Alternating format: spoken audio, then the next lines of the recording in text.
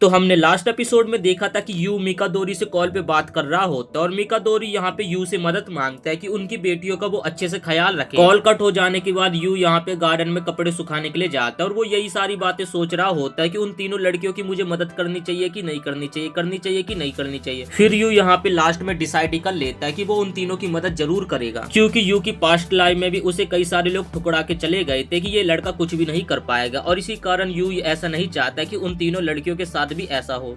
तो यू यहाँ पे डिसाइड करता है कि सबसे पहले वो उन तीनों को अच्छा टेस्टी खाना खिलाएगा। इसके लिए वो अपनी साइकिल को लेकर सुपरमार्केट पहुंच जाता है। इसके बाद हम निको को देखते हैं जो कि अपने घर पे आ जाते और उसे तो यहाँ पे याद भी नहीं होता है कि उनके साथ अब उनके घर में एक लड़का भी रहने वाला है। तब वो देखते कि यहाँ पे तो यू किचन में खाना बना रहा होता है। तब यू कहता है कि तुम सही समय पे आई हो, जरा ये खाना चेक करके बताना कि ये कैसा बना है। जिसपे यहाँ पे निको तो काफी एटीट्यूड में बोलते कि मुझे तुम्हारा सड़ा हुआ खाना नहीं खाना है। इसके बाद निको एटीट्यूड में बोलते कि मैं अपना खाना लेकर आई हूँ और मैं वही खाना खाऊंगी। और इसके बाद वो यहाँ से नहाने के लिए चली जाती है। जब वो नहाकर आती है तो वो देखकर एकदम हैरान हो जाती है, क्योंकि हमारा यू यहाँ पे काफी बढ़िया खाना बना रहा होता है और यहाँ पे यू न्यू रेसिपी के बारे में भी पढ़ रहा होता है। निको उसे देखते उसे लगता है कि शायद से उसने उसका खाना ठुकरा दिया था, शायद से इसी कारण वो इतनी सारी रेसिपी के बारे में पढ़ रहा है। और यहाँ पे यू अभी जस्ट खाना ही बना रहा होता है। तभी यहाँ पे मीमी भी आ जाती है। यू बोलता है अच्छा तुम आ गई तो चलो तुम मेरे खाने को टेस्ट कर लो, लेकिन यहाँ पे मीमी भी उसके खाने को रिजेक्ट कर देती है। तब हम यहाँ पे इन तीनों बहनों का एक पास्ट देखते हैं। इनकी एक कुक होती है जो कि खाना बनाती है, लेकिन उसके हाथों का बना हुआ खाना इन तीनों बहनों को बिल्कुल भी पसंद नहीं आता है।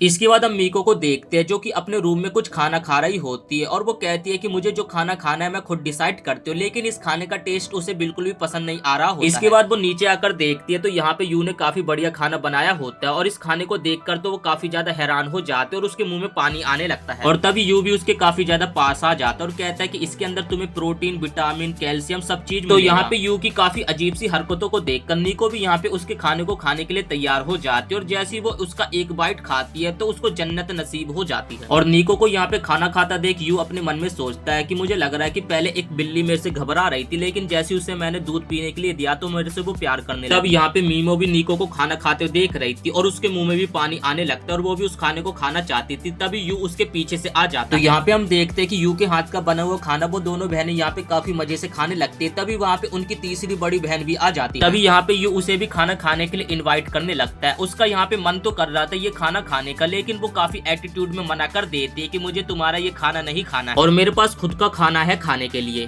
तब निको यहाँ पे गुस्से में कहती है कि तुम्हें कुछ हुआ है क्या। तब काजुकी बोलने लगते हैं कि तुम दोनों अभी यहाँ पे ऐसे बैठी हुई हो जैसे कि एक नॉर्मल फैमिली हो, लेकिन मैं ऐसी नहीं हूँ। कोई भी अनजान मेरे लिए खाना बनाएगा तो मैं उसका खाना बिल्कुल भी नहीं खाऊंगी। ये सुनकर यहाँ पे यू काफी ज्यादा हैरान हो जाता है और फिर वो अपने मन में सोचता है कि एक ऐसी बिल्ली जिसे मैंने दूध पीने के लिए भी दिया तब भी वो मुझे हाथ में काटने लगी। तब यहाँ पे निको कहती है कि अच्छा तुम फिक्र मत करो, मैं उसके हिस्से का भी खा लूंगी। जिस पे यहाँ पे यू कहता है कि नहीं, तुम्हारे लिए बस इतना ही था, अगर तुम ज्यादा खाओगी तो तुम मोटी हो जाओगी। ये सुनकर यहाँ पे निको काफी ज्यादा शर्माने लगती है। तभी मीमो भी कहते हैं कि हाँ तुमने इसमें ऐसा क्या मिला है जिसे खाने से हम लोग मोटे हो जाएंगे। तब यहाँ पे यू कहता है कि आपको बिल्कुल भी घबराने की जरूरत नहीं है, आपको क्या खाना चाहिए आपको क्या नहीं खाना चाहिए इस बारे में मुझे सब कुछ पता है। ये सुनकर यहाँ पे निको काफी ज्यादा शर्माने लगते है और कहती है कि तुम सच में काफी ज्यादा गंदे इंसान हो। इसके बाद हमें स्कूल का सीन दिखाया जाता है जहाँ पर यू अपने मन में सोच रहा होता है कि मैं 3 दिन से काजुकी के लिए खाना बना रहा हूँ, लेकिन वो मेरे खाने को इग्नोर करके चली जाती है। और फिर वो अपने मन में कहता है कि मैं इस तरीके से तो हार नहीं मानने वाला हूँ। इसके बाद वो काजुकी के पास जाता है जिसे काफी सारी लड़कियों ने घेर रखा था। तभी वहाँ पे यू पहुंचकर काजुकी को आवाज लगाता है, जिसपे वो सारी लड़कियां उसे देखने लगती है और कहती है कि ये तो वही लड़का जिसके अंदर कुछ भी टैलेंट नहीं है। तब काजुकी कहते हैं कि तुम बिल्कुल भी टैलेंटेड नहीं हो, तुम्हें मेरे पास आने की जरूरत नहीं है। तब यहाँ पे यू कहता है कि कल रात से मैं काफी सारी चीजें सोचता रहा और मुझे लगता है कि मुझे आपके लिए कुछ करना चाहिए। ये सुनकर यहाँ पे सभी लड़के और काजुकी काफी ज्यादा हैरान हो जाते, लेकिन अपना बंदा तो यहाँ पे कुकिंग के बारे में बात कर रहा होता है। तब यहाँ पे काजुकी कहते हैं कि तुम यहाँ से अभी जाओ, हम घर जाके बात करेंगे। और ये सुनकर तो दोबारा से लड़कियां काफी ज्यादा हैरान हो जाती और उन सभी को लगता है कि क्या ये दोनों एक दूसरे को डेट कर रहे हैं। इसके बाद हम निको को देखते जो कि यहाँ पे अपनी मार्शल आर्ट टीम के साथ होती है। तभी यहाँ पे यू पहुंच जाता है। तभी निको यहाँ पे यू को देखकर काफी ज्यादा गुस्सा हो जाते और यू को भी समझ आ जाता है कि अगर वो यहाँ से नहीं निकला तो उसका कुछ भी यहाँ पे हो सकता है। इसके बाद हम मीमो को देखते जो कि अपनी क्लास में बैठी हुई थी और वहाँ पे 3-4 कुछ लड़कियां उसके आगे बैठी हुई थी जो कि उससे एक क्वेश्चन के बारे में पूछते हैं, लेकिन यहाँ पे मीमो उस क्वेश्चन को आसानी से सॉल्व कर देती है। तो क्वेश्चन का आंसर पता चलने के बाद वो तीनों लड़कियां यहाँ से चली जाती है, लेकिन जाते समय वो मीमो के बारे में काफी ज्यादा उल्टा सीधा बोल रही है। वो लड़कियां बात कर रही थी कि वो एक रॉयल्टी है तो क्या हुआ, वो इतना ज्यादा अकड़ दिखाएगी, उसमें बात करने की भी बिल्कुल तमीज नहीं है। और ये सारी चीजें यहाँ पे यू सुन रहा था। इसके बाद वो क्लास में जाता जाता और क्लास में जाने के बाद वो चुपचाप से मीमो के पास जाता और उसे कहता है कि क्या हम दोनों साथ में लंच करें। ये सुनकर यहाँ पे मीमी काफी ज्यादा शर्माने लगती है और वो अपनी सीट से उठ जाती है और बाहर की तरफ जाने लगती है और कहती है कि मेरा पीछा करने की कोई भी जरूरत नहीं है। लेकिन यहाँ पे यू उसका पीछा कर रहा था। जहाँ पर भी मीमी भाग रही थी उसका पीछा यहाँ पे यू कर रहा था और भागते भागते वो पूरा स्कूल भाग लेते, जिस कारण यहाँ पे वो दोनों थक जाते और जाकर एक बेंच के ऊपर बैठ जाते हैं। इसके बाद यहाँ पे यू बोलने लगता है कि आखिर आप क्लास के अंदर इतनी शांत क्यों बैठी हुई थी, जिसपे यहाँ पे मीमो बोलने लगती है कि वो लड़कियां फालतू की बातें कर रही थी, जिस कारण मैं उनका रिप्लाई देना बिल्कुल भी सही नहीं समझ और आखिर मैं उन सबसे बात ही क्यों करूं, क्योंकि मैं उन सबसे काफी ज्यादा डिफरेंट हूँ, क्योंकि मैं एक रॉयल्टी हूँ। तब यहाँ पे यू कहता है कि मैं आपकी बात समझ सकता हूँ, जिसपे मीमो सोचते कि आखिर तुम मेरी बात कैसे समझ सकते हो, जिसपे यहाँ पे यू कहता है कि क्योंकि मैं भी एक रॉयल्टी हूँ। और ये सुनने के बाद तो यहाँ पे मीमो का भी मुंह खुला का खुला रह जाता है। यू यहाँ पे अपने बारे में ज्यादा कुछ तो नहीं बताता, लेकिन वो अपनी मॉम के बारे में थोड़ी बहुत चीजें बताता है। इसके बाद यू यहाँ पे पागलों जैसी हरकतें करने लगता है और मीमो उसे कहते हैं कि अपना मुंह बंद रखो।